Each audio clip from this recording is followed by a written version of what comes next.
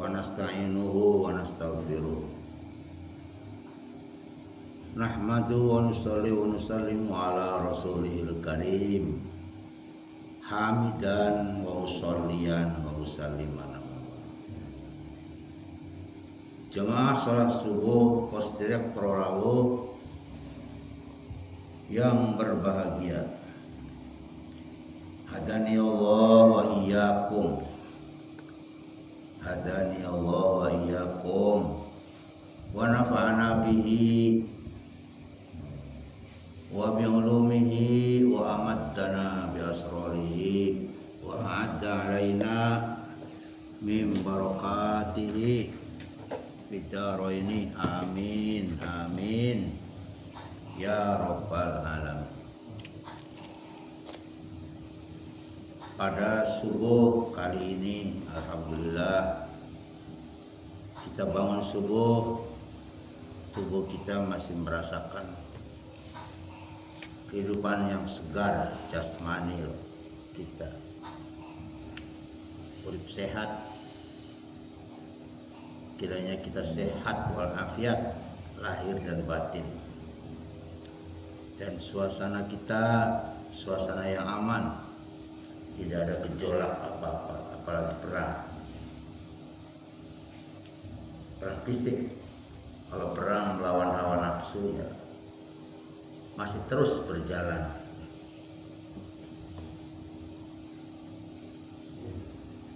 Dan untuk kebutuhan sementara, insya Allah untuk hari sehari dua hari diberikan kecukupan oleh Allah Subhanahu wa Ta'ala. Allahumma inna nas'alukal huda wat tuqa wal afafa wal ghina.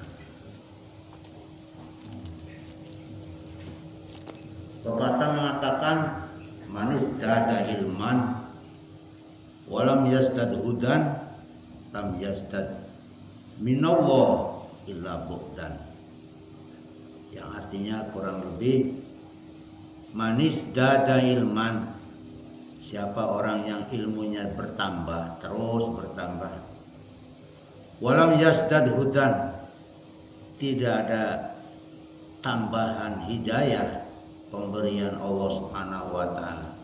Ilmu yang tidak diberi hidayah, dibarengi hidayah, lam yazdad minallah, bukan semakin bertambah, semakin cinta, semakin dekat, semakin taat kepada Allah, illa bukan, justru malah bertambah jauh dari kedekatan kita kepada Allah Subhanahu wa Ta'ala.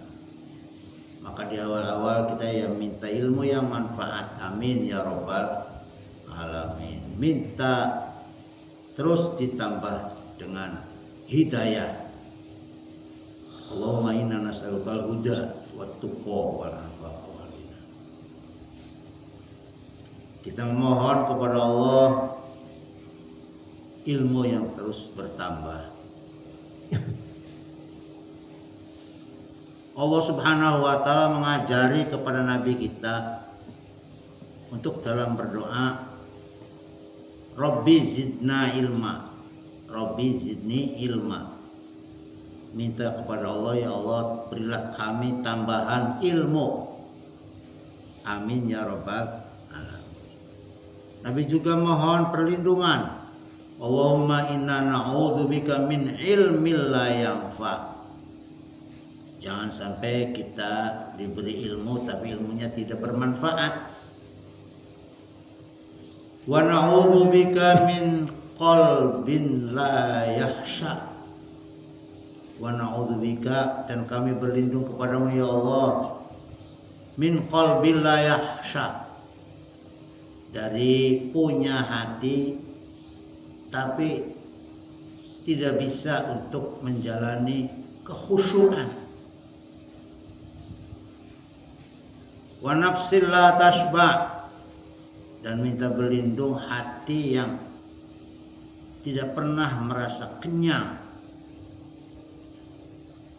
Wa du'ain, wa na'udzubika minad du'ain la yustajabalah, minta kepada Allah supaya doa kita itu jangan sampai berlindung, jangan sampai tidak diterima oleh Allah Subhanahu wa ta'ala. Rabbana ya Rabb, inna hadza du'ana. Tuhan, sesungguhnya ini doa adalah doa kami. Kama amartana, sebagaimana Engkau telah memerintah kepada kita untuk berdoa. Fastajib kama wa'adtana, terimalah doa kami sebagaimana janjimu.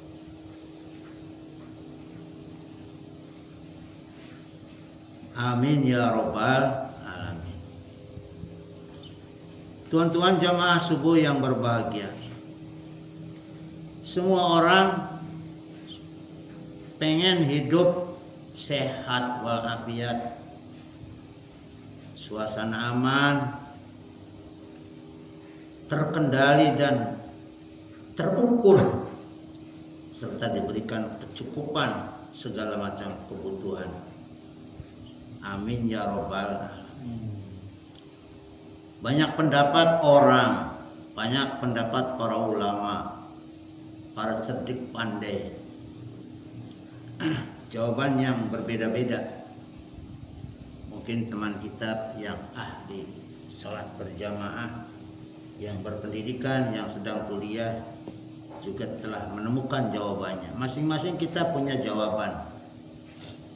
Bagaimana pertanyaan kunci rahasia supaya kita itu hidupnya berbahagia? Orang ada yang sugih, ada yang pas-pasan, ada yang ilmunya tinggi, ada yang ilmunya rendah, ada yang di kota, ada yang di kampung, ada yang punya jabatan, menempati jabatan penting, penghasilan berlimpah, ada yang selalu berada di bawahan, rezekinya sering tidak cukup. Tetapi kesempatan untuk hidup bahagia itu tidak dihalangi. Jadi kunci rahasia hidup bahagia antara lain adalah hidup sehat terukur. Ini salah satu penemuan. Kunci sehat barangkali adalah rahasianya hidup sehat terukur, hidup sehat jasmani dan hidup sehat rohani. Kemudian terukur, biasanya kalau kata-kata terukur itu stabil. Ibarat kita mampu menggotong benda, kemampuan kita setengah kintal. Kalau terukur itu tidak akan mengangkat barang lebih dari kemampuan kita. Paling pol ya setengah kintal ukuran kita. Ya kalau berat jadi kurangi 40 kilo atau 25 kilo. Namanya terukur. Menjalani hidup dengan gaya menjaga keseimbangan aktivitas fisik teratur. Antara lain begitu kata mahasiswa, kata dosen. Pola makan seimbang, pengelolaan stres, dan istirahat yang cukup, tidur yang normal. Normal itu tidurnya orang 8 jam. Kurang dari 8 jam ngantuk. Lebih dari 8 jam larandas. Dengan tujuan mencapai kesehatan optimal dan mencegah penyakit. Kalau bisa ya, kalau bisa itu hidup bisa tentram, mengadakan pantangan, sebab pencegahan itu lebih baik tinimbang daripada pengobatan. Hiduplah dengan gaya hidup yang sehat terukur, melibatkan perencanaan, petunjuk dan pelaksanaan, petunjuk dan teknis, konsistensi di dalam menjalankan gaya hidup. Bagaimana supaya hidup sehat? Pola makan seimbang, asupan mengonsumsi makanan dengan kaya akan nutrisi seperti buah-buahan, sayuran, biji-bijian, protein. membatasi asupan gula, garam, dan seumpamanya seperti makanan yang mengandung lemak. Menjaga jangan sampai jenuh, makan lagi itu, ganti-ganti. Menunya ganti-ganti. Jangan combay. Menjaga waktu sholat yang 5 waktu. Sholat 5 waktu itu kesegaran jasmani juga, kesegaran rohani juga. Ditambah dengan sholat malam, sholat sunnah yang lainnya. Saya pernah membaca sederet orang-orang kaya di Indonesia sekarang ini. Kekayaannya ada yang 900 triliun, ada yang 800 triliun. Orangnya ini bos yang punya rokok, bos yang punya minyak. Tetapi saya membaca juga Rasulullah mengatakan sholat sunnah 2 rakaat sebelum subuh lebih aku sukai atau lebih mulia, lebih hebat daripada dunia seisinya. Kenapa pandangannya beralih kepada kekayaan rohani? Ternyata sholat 5 waktu itu juga harus dijalankan tepat pada waktu. Apalagi sholat malam itu banyak manfaatnya, hikmahnya. Memeriksakan kesehatan perlu, cek darah, bila perlu cek gula darah, cek kolesterol. Wong kayak model kita umur wis swidak manakaken kok. Singaran penyakit kolesterol, ndas blenger untuk cekot-cekot. Dengkul ngeper, parah baik. Darah kotor, darah tinggi, gizi buruk. Bila perlu membatasi rokok, termasuk juga minuman yang beralkohol. Aduh, hati-hati. Di samping kita mengenal hukum agama, bagaimana hukumnya minum alkohol, juga bersinggungan dengan kesehatan. Jadi menjaga pola hidup sehat, mencegah berbagai macam penyakit secara berkelanjutan, jasmani, rohani terkontrol, mendalami ilmu keyakinan, hadir duduk di majelis taklim, aja turu baik. Sebetulnya bangun tidur tuh gampang, sing angeliku pura-pura tidur. Sing angel bangunnya itu melek pura-pura tidur. Jadi kita menjaga fisik, menjaga raga, menjaga jasmani. Salah satu daripada kunci hidup bahagia barangkali seperti itu. Tuan-tuan hadirin jamaah subuh yang berbahagia, hadani Allah wa iyyakum. Halaman 1. Di dalam hal ibadah, kita yang menjalankan ibadah itu perlu dipahami. Sebab ada orang yang salah memahami Islam. Ada orang yang penemuannya Islam yang disalahpahami. Kok Islam tuh begitu ya? Jangan sampai kita kesasar mendapati Islam yang disalahpahami. Di dalam hal ibadah, baik apakah itu ibadah sosial maupun ibadah ritual, ibadah apapun yang kita tuju adalah semata-mata kepada mencari keriduan Allah Subhanahu wa ta'ala. Apapun yang kita tuju adalah ibadah itu kepada Allah Subhanahu wa ta'ala. Maka kita pasti mesti memahami hal-hal yang dapat merusakkan perjalanan menuju Allah Subhanahu wa ta'ala. Apakah ada? Sebab ada hal-hal yang dapat merusakkan perjalanan menuju Allah Subhanahu wa ta'ala, itu ada. Sepertinya itu tidak sedikit, maka perlu waspada juga. Apa sih hal-hal yang dapat merusakkan perjalanan menuju Allah Subhanahu wa ta'ala itu? Saya telah mengonsep, sepertinya itu banyak. Sepertinya hal-hal yang dapat merusak perjalanan menuju Allah itu tidak sedikit. Pertama, yaitu namanya kasalun. Kasal itu malas. Malas itu mogok, kendor untuk menjalankan ibadah kepada Allah Subhanahu wa ta'ala. Padahal sebenarnya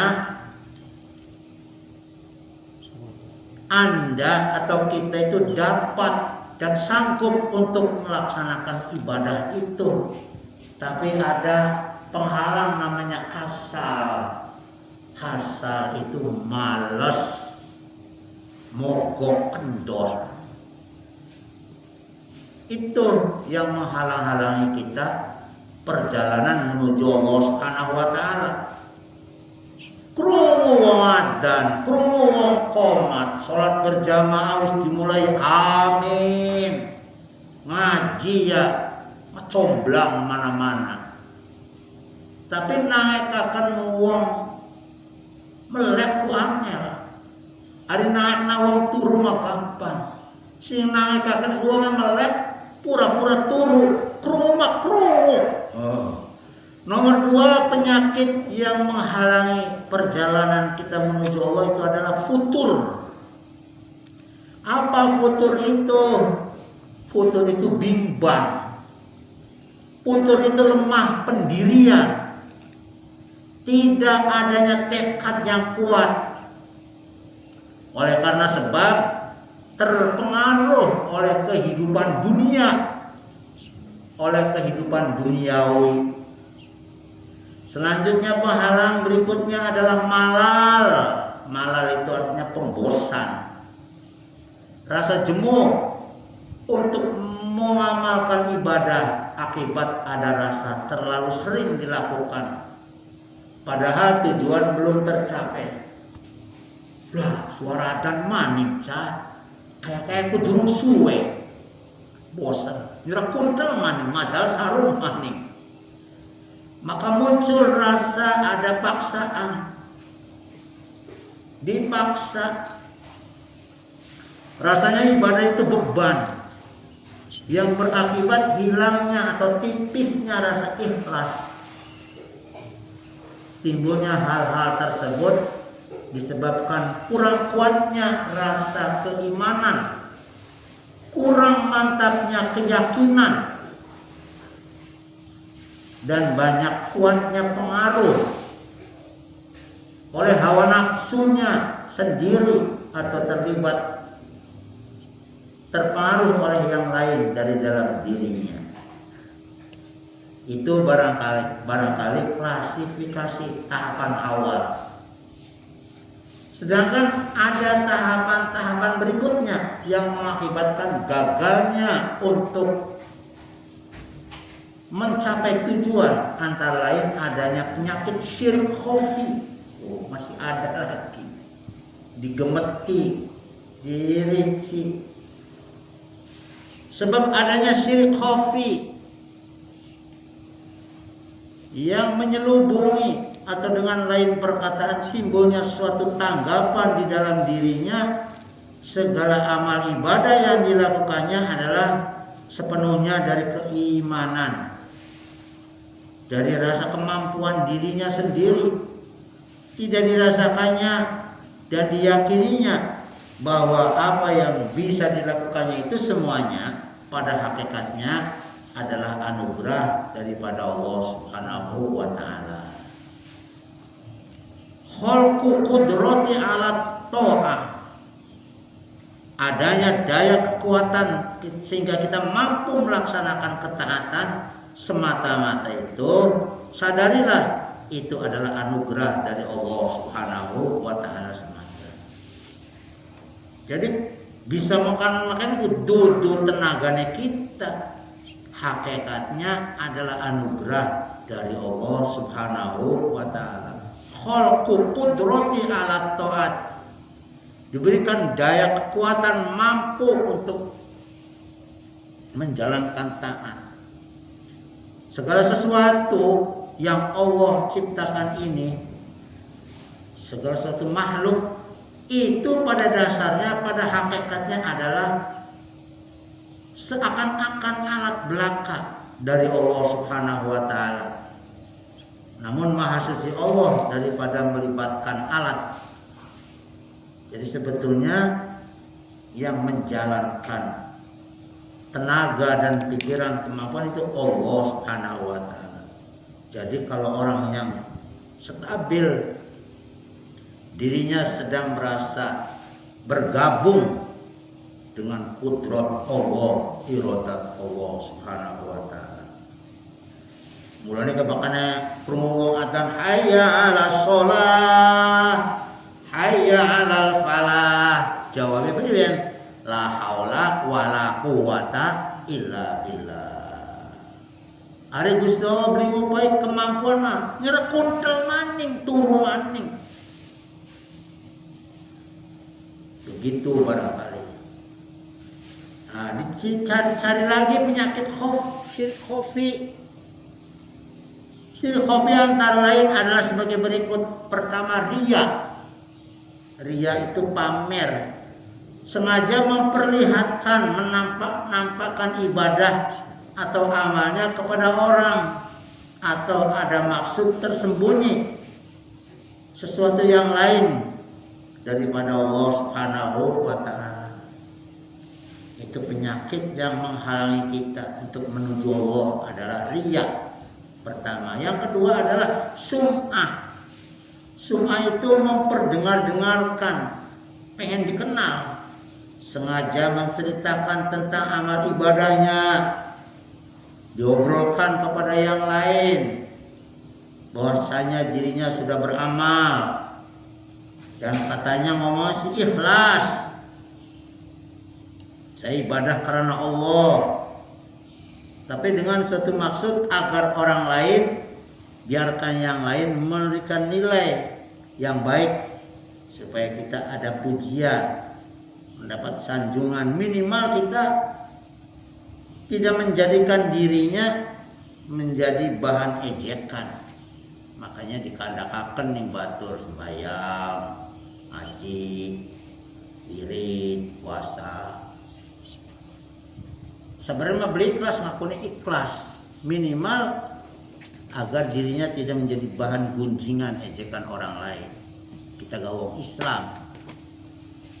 Wa qalatil a'rabu amanna qul lam tu'minu bal qulu aslamna.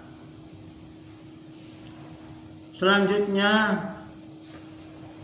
muncul rasa ujub, rasa membanggakan, rasa mampu, rasa bisa, rasa kuasa sendiri, bahkan muncul hebat yang timbul dari dalam hatinya, ditambah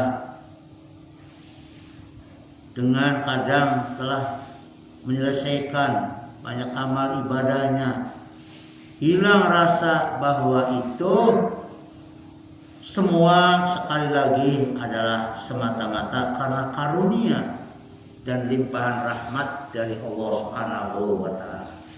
Sukutun awaluhu wukufun ma'al ibadah, terpatri, terhenti pada permulaannya karena ibadahnya semata-mata, bukan karena Allah Subhanahu wa taala. Bahkan ada orang yang mengatakan kepada selesainya suatu bangunan, mungkin kita lamun karya yang memasa beresa, itu salah satu daripada munculnya rasa ujub. Berikutnya yang menghalangi, yang mendindingi, yang menghijab kita untuk sampai kepada Allah Subhanahu wa taala adalah hajbun, hijab, dinding. Yang dimaksud adalah karena terlena dan kagum atas kebaikan, keindahan amalnya, sehingga tertahan pandangan hatinya, syuhudnya pada kekaguman itu semata-mata, atau dengan kata lain terpengaruh pada keindahan amal ibadahnya sendiri, ngalem dewek.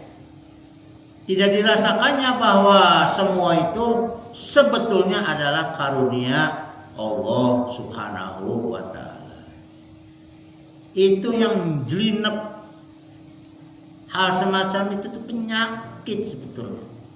Oleh karena itu, agar kita dapat terlepas dari hal-hal penyakit tersebut, hal mana yang dapat menyebabkan atau membahayakan perjalanan Anda, perjalanan kita semua, maka tidak ada jalan lain kecuali memantapkan pandangan batin dengan musyahadah, dengan sepenuh keyakinan bahwasanya segala sesuatu apapun yang terjadi itu pada hakikatnya adalah datang daripada Allah Subhanahu wa taala. Setiap apapun yang kita saksikan, kita pandang, yang kita raba, kita rasakan, hendaklah ditanggapi oleh mata hati kita bahwa semua itu adalah af'alullah, terbit dari pekerjaannya Allah, gerakannya, kemampuannya, keinginannya, cita-citanya. Dengan artian kita manusia ini hanya pengertian majazi, bayangan semata, maka pelaku aslinya menurut pengertian hakiki segala macam perbuatan, sikap ataupun laku, apakah perbuatan sendiri maupun perbuatan yang terjadi di luar dirinya, itu adalah termasuk dalam dua macam pengertian. Pengertian yang pertama dinamakan mubasyarah, dan pengertian yang kedua dinamakan tawalud. Kedua pengertian ini tidak terpisah cerai satu sama lain. Contohnya seperti begini. Gerakan pena di tangan seorang penulis itu dinamakan mubasyarah, terpadu. Karena adanya perpaduan dua kemampuan kodrati. Dua kemampuan kodrati. Gerak tangan dan kemampuan kodrati kemanapun gerak pena. Kemampuan gerak pena, menulis, melukis, surat caret, menarik garis. Dan yang kedua, pena atau tulisan lukisan yang terpancar, ini dinamakan tawalud. Terlahir, tawalud itu terlahir. Karena terlahir oleh adanya karena adanya gerak tangan, digerak-gerak, digetar-getarkan, dicoret. Itu adalah kemampuan kodrati gerak tangan. Namun ingat bahwa pada hakikatnya dua macam kodrat itu, pengertian dari itu tawalud maupun mubasyarah adalah af'alullah ta'ala.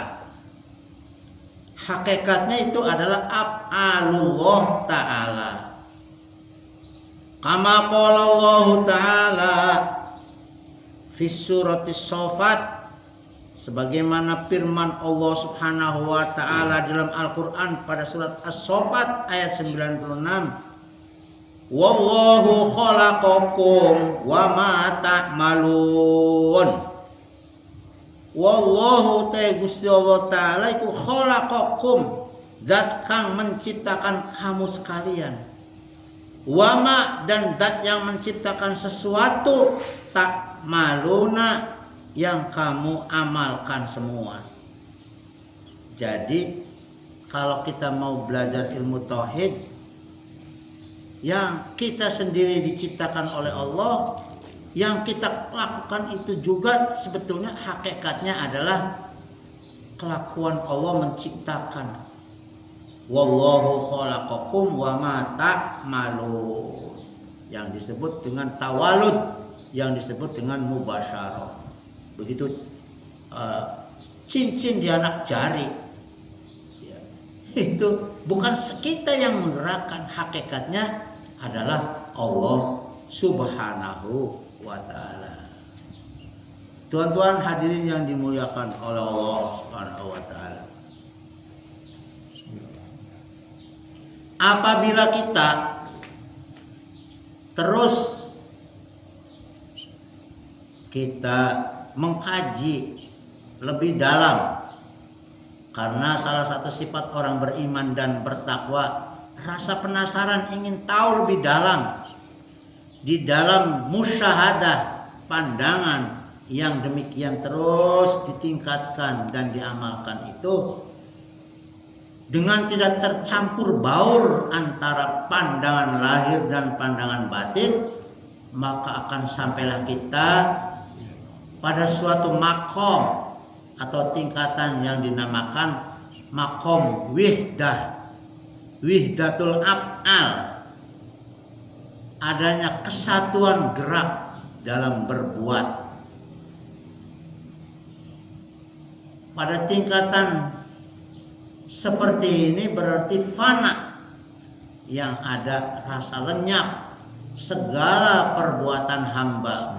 Kita melakukan pekerjaan itu lenyap, kita maupun yang lain, karena adanya madhar, bukti nyata daripada af'alullah. Yang maha hebat adalah Allah Subhanahu wa ta'ala. Kita merasakan fana, tidak punya daya kekuatan apa-apa. La haula wala quwata illa billahil aliyil azim. Itulah antara lain sekelumit agar kita itu ibadah sampai kepada Allah Subhanahu wa ta'ala. Kalau tidak ngerti, ibadah mah dilakoni, tapi mboh akhirnya di aku sendiri. Ada kan di akhirat ada orang beramal bukan karena Allah, akhirnya Allah serahkan, ya sana kamu minta pahala sesuai dengan apa yang dirasakan kamu, disandarkan waktu di dunia. Ibadah pahala karena pengen dideleng mertua, yang jaluk pahala nih calon mertua nira. Ibadah kita pengen dianggap uang, ya sana minta pahala kepada uang. Makanya segala sesuatu mestinya diarahkan kepada Allah Subhanahu wa ta'ala. Makanya di dalam rukun iman, percaya pesten baik dan pesten buruk semuanya, pesten becik maupun pesten ala, hakikatnya saking Gusti Allah Pangeran Kang Maha Suci. Kan ada di dalam rukun iman yang keenamnya, kita meyakini bahwa pesten baik dan pesten ala semuanya datang dari Allah Subhanahu wa ta'ala. Maka daripada itu kita sadar. Kalau selama ini kita masih belum paham, mulanya urip rasanya kengelan, sebab prangsane segala sesuatu kita yang melakukan. Tapi kalau disandarkan kepada Allah, kita ini saderma, bisa semeneki karena oleh anugerah Gusti Allah Subhanahu wa ta'ala. Makanya dalam satu slogan Jawa ada istilah begini, uripe bumi kelawan manusia, uripe manusia kelawan roh, uripe roh kelawan ilmu, uripe ilmu kelawan amal, uripe amal kelawan ikhlas, uripe ikhlas kelawan makrifat, uripe makrifat kelawan panah, uripe panah kelawan anugerah saking Allah Subhanahu wa taala, karena ada rahmat dari Allah Subhanahu wa taala. Maka untuk bisa beramal lillah dibutuhkan pancaran nur dari Allah Subhanahu wa taala yang masuk ke dalam hati nurani kita. Kurang dan lebihnya barangkali kita ngomong kurang cocok. Ini dibahasakan kayak wong tidur ngelindur. Pemikiran kita ini sekali lagi timbul berasal dari rasa penasaran ingin tahu. Jadi orang Islam yang beriman dan bertakwa itu muncul rasa ingin tahu lebih lebih jauh, rasa ingin tahu, ingin lebih jelas, lebih dalam. Sebab sekali lagi begini, ad-dunya utawi dunya iku mal'unatun, dilaknat. Laknat itu lawane rahmat.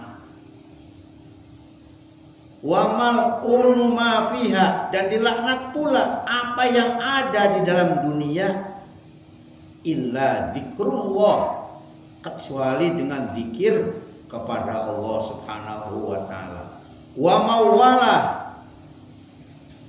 atau kecuali dengan yang mendekati zikir, al-alim wal muta'allim.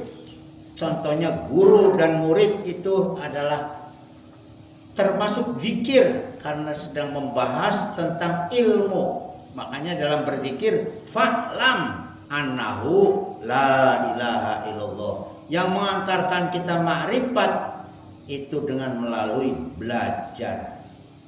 Jadi dunia maupun isinya dunia itu dikutuk oleh Allah kecuali dengan zikrullah, kecuali dengan hal-hal yang mendekati zikir kepada Allah. Hal-hal yang mendekatkan zikir kepada Allah adalah pelajar dan guru yang membahas ilmu daripada Allah Subhanahu wa taala. Membahas ilmu itu ibadah. Jadi ngaji ku ibadah. Nabi sendiri diajari oleh Allah, wa qur rabbi zidni ilma. Katakan oleh Muhammad, rabbi zidni ilma. Minta ilmu setiap hari terus bertambah. Tapi sekali lagi, manis dada ilman walam yazdad hudan lam yazdad minallahi labudan. Orang barang siapa yang ilmunya tambah tapi tidak dibarengi tambahnya hidayah, bukan semakin maju, bukan semakin dekat kepada Allah, justru malah semakin menjauh kepada Allah. Ana wong tambah pinter, tambah ilmunya, tambah sobut, tambah ujub. Ada yang ilmunya disalahgunakan untuk mencari kepentingan sesaat, untuk menjatuhkan musuh, membuat yang lain tercemar. Itu barangkali hal-hal yang tidak diridhoi, tidak sesuai dengan fungsi ilmu sendiri. Kurang dan lebihnya kita mohon maaf yang sebesar-besarnya. Taqabbalallahu minkum minna wa minkum taqabbalan karim. Subhanakallahumma wa bihamdika asyhadu an la ilaha illa anta astaghfiruka wa atubu ilaik. Assalamualaikum warahmatullahi wabarakatuh.